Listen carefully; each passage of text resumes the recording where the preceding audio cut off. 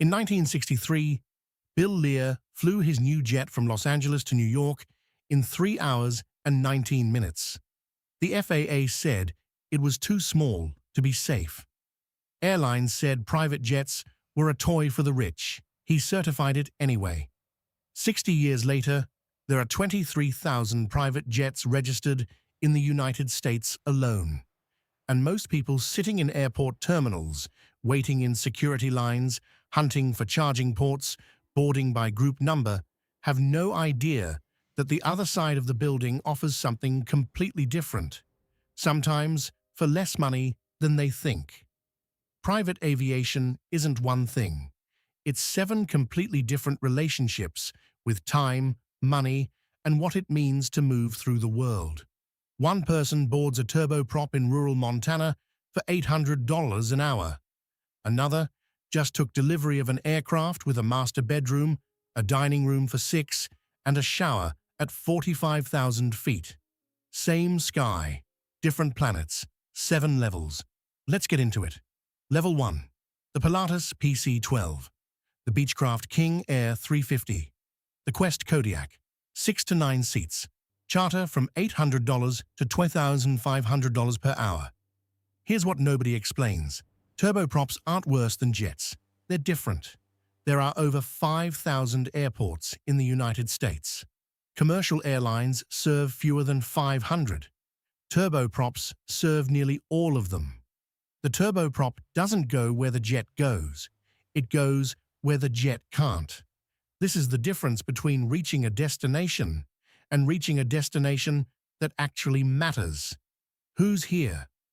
A veterinarian in rural Montana whose patients are horses and whose territory is 200 miles wide. She once landed in a meadow next to a dying stallion worth $800,000. She was there in 40 minutes. She was the difference between alive and not. No commercial schedule makes that possible. No Gulfstream lands in a meadow. The turboprop buyer isn't choosing this because it's what they can afford. They're choosing it because it goes where nothing else goes. Level 2. The Embraer Phenom 300. The Cessna Citation CJ4. The HondaJet Elite, 6 to 8 seats. Charter from $3,500 to $7,000 per hour. Here is the math nobody shows you. 4 business class tickets New York to Miami. Roughly $12,000, plus 2 hours in the airport, plus baggage claim, plus a rental car 45 minutes from where you actually need to be. A Phenom 300 charter for the same 4 people. $18,000 to $24,000. Landing 8 minutes from your destination. Door to aircraft in 4 minutes. No TSA, no boarding group, no middle seat next to the man with the tuna sandwich. The math is closer than you think. And once someone shows it to you clearly, on a spreadsheet with actual numbers, you can't unsee it. Who's here? The CFO who saw the math once and restructured his entire relationship with movement. He doesn't discuss it with his team. He doesn't have to. They noticed he stopped arriving tired. The Phenom 300 has been the world's best-selling light jet for over a decade. Not because it's the most luxurious, because it's perfectly sized for the person who just understood the math for the first time. Level 3. Citation Latitude. Learjet 75. Hawker 900 XP. 8 to 9 seats. Range of 4,500 to 5,600 kilometers. Charter from $5,500 to $10,000 per hour. New York to Los Angeles, non-stop. 4 hours, 45 minutes. That sentence changes the function of the aircraft entirely. A transcontinental flight is no longer a day lost to travel. It's a full working day, with Wi-Fi, flat beds if you need them, and nobody in the row ahead reclining into your laptop. But it's not just the non-stop capability, it's the sequence capability. New York to Dallas, Dallas to Nashville, Nashville to Charlotte. All in one day. Sleep in your own bed. 3 clients across 3 states. The commercial version of that trip takes 2 days, 3 hotels, and a patience level that senior executives shouldn't be spending on airports. I break down systems like this every week. Subscribe if you want to follow along. Now, back to it. Who's here? A touring band. 11 people. Instruments worth $40,000 each that cannot go in cargo. A tour bus that takes 14 hours where the jet takes 2. Their accountant showed them the math in 2019. The bus has been in storage since. At this level, the aircraft stops being something you're proud of. It becomes something you stop thinking about. You notice it when it doesn't work. The midsize jet is the same. Level 4. Challenger 350. Citation, Longitude. Gulfstream G280. 10 to 14 seats. Range of 8,800 kilometers. Charter from $8,000 to $15,000 per hour. A flight attendant. Multiple cabin zones, flatbeds, actual meals. Below this level, you fly private because the economics justify it. You can show the math in a spreadsheet that makes sense to a CFO. At level 4, the experience itself has value that lives outside the spreadsheet. The Challenger 350 maintains cabin pressure at the equivalent of 1,800 meters altitude. A 6-hour flight lands you less tired than a 6-hour drive. You arrive differently, not just faster, differently. Ask any broker, any operator, any fractional ownership company. They all point at the same plane. Enough range, enough cabin, enough capability. The aircraft that serious charter clients eventually reach and serious private owners almost never leave. Who's here? A surgeon who operates in 3 cities every week. Monday, Dallas. Tuesday, Houston. Thursday, New York. The Challenger 350 is not his luxury. It's his scheduling tool. It lets him be where his patients are when they need him, not when an airline decides he can be there. He says, quietly, that he has saved lives that a commercial schedule would have made impossible. The could is important. The could changes how you board the plane. Level 5. Gulfstream G700. Bombardier Global 7500. Dassault Falcon 10X, up to 19 seats. Range of 13,000 to 15,000 kilometers. Price, $75 million to $110 million. Charter, $15,000 to $22,000 per hour. New York to Tokyo, London to Singapore, non-stop. Without intermediate customs. Without a layover at an airport you never wanted to visit. The G700 cabin is 17 meters long, longer than a tennis court. 4 living zones, a stateroom with a full-size bed, 28 windows, 3 times the size of a commercial window. At 13,700 meters over the North Atlantic on a clear night, you see stars, the way they look from space. Not from the ground, from space. Who's here? An art dealer who ships a $40 million painting on a G700 because commercial cargo holds freeze, and the painting cannot freeze. The G700 is pressurized and temperature-controlled. He flies in the same aircraft as the painting.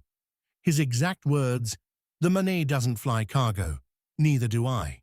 At this level, distance stops being a problem someone has to solve. Geography, for the first time, becomes optional. Level 6. Boeing Business Jet. Airbus ACJ 320. Airbus ACJ 220. These are not private jets. These are commercial aircraft stripped to the frame and rebuilt as flying residences. A BBJ arrives at the completion center as a hollow aluminum tube. What leaves, 18 to 24 months later? A master suite spanning the rear of the aircraft, a formal dining room for 8, a conference room, a second bedroom, and, in several completed examples, a working fireplace. Electric, but a fireplace. Total cost, $90 million to $160 million. Who buys this? You won't find their names in press releases. Their aircraft aren't tracked on public flight websites. Their operators pay to suppress the data. Royal families whose movements carry geopolitical weight. Industrial heirs whose wealth is older than the nations they live in. people whose security requirements physically cannot fit inside any purpose-built business jet, regardless of size. The question was never, can we afford it? The question was, which aircraft meets the operational requirements? The physics eliminated every business jet and pointed every time at the same answer. The G700 is magnificent. You cannot fit 12 passengers, 8 crew, a security detail, a communication suite, and a dining room for a state dinner inside a G700. The BBJ can. So the BBJ is purchased not as excess, but as a solution to a problem that most of aviation never encounters. Level 7. Air Force One is a Boeing VC-25A, a 747 modified to specifications that have never been fully disclosed, because some are classified. Its replacement is currently being built. Total program cost, $5.3 billion for 2 aircraft. Not a typo. On board, a presidential suite, a medical suite equipped for emergency surgery, a communications center that can reach any military installation on Earth from any altitude, mid-air refueling capability. When Air Force One is airborne over U.S. airspace, the FAA clears a 30-mile exclusion zone around it. Operating cost, approximately $200,000 per flight hour. The Saudi Royal Fleet includes an Airbus A380, the same aircraft Emirates uses to carry 500 passengers, configured for fewer than 30 people. Inside, a throne room, a dedicated prayer space, communication infrastructure that allows the aircraft to function as a mobile embassy. When this aircraft lands, the country it represents lands with it. These aren't planes, they're sovereignties with wings. Here's what private aviation actually sells. At every level. At level 1, access. The ability to land somewhere no airline goes, no road reaches in time. At level 2, control. The end of being managed by a system you didn't design. At 3 and 4, time, hours returned, days recovered. At 5, the end of geography as a constraint. At 6 and 7, it stops selling anything. At 6 and 7, the aircraft is purchased the way dynasties buy palaces, not for return, not for efficiency, because that is the language of power at that scale. Malcolm Forbes, the man who flew 800 guests to Morocco for his 70th birthday at a cost of $2 million, was asked if it was justified. He said, "Every dollar I spent was on the way to some memory I still have." The real product, from the $300 empty leg to the $5.3 billion presidential aircraft, is not the range, not the cabin, not the champagne. It's the feeling of moving through the world on your own terms. And once you felt that, the question stops being whether you can afford it. The question becomes, what were you spending the money on before? Mr. Lambert, I break down what they don't want you to know. Subscribe.